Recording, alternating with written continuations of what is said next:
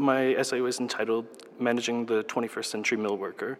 And what I find interesting is during the Industrial Revolution, there was a major change when you went from agricultural workers to these factory mill workers.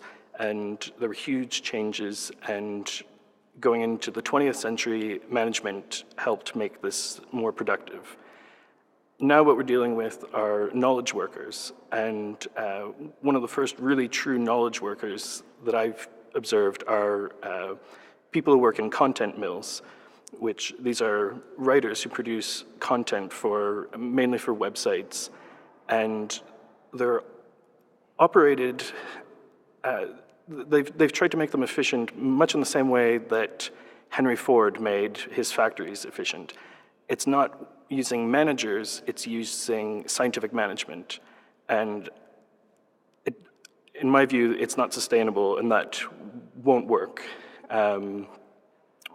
These modern mill workers need to be, there needs to be actual management involved. You need to involve people, and you can't just rely on a system of increasing production, telling people, work faster, produce more content, because what you end up with is poor content that doesn't actually, it doesn't create anything of value. I really enjoyed the conference, and what I found most interesting about it is having together a group of people who are interested in management, not just business, not just, you don't hear people talking about the bottom line.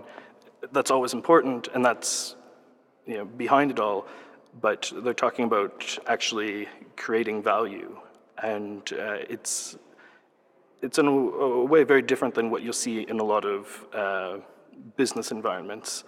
And I've enjoyed the mixture of speakers, both the having a combination of academic people, people from the business world, who seem to be on the same page with respect to a lot of these things. My PhD is on technology innovation, and I look at how technological innovations throughout history have helped create innovations for new medicines. But more recently, I've been looking at social innovation and how Peter Drucker was one of the first forefathers of social innovation. And this was back in the 80s, and now it's 2011, and we're really able to bring about some of these ideas, especially in global health.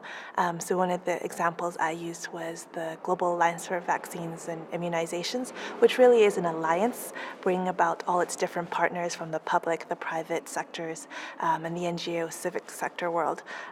Even though they don't produce anything like a product or manufacture a good, it's still a social innovation in bringing together all those partners for a common mission. Personally, I was really impressed by the Peter Drucker Forum. It's my first time here at the forum.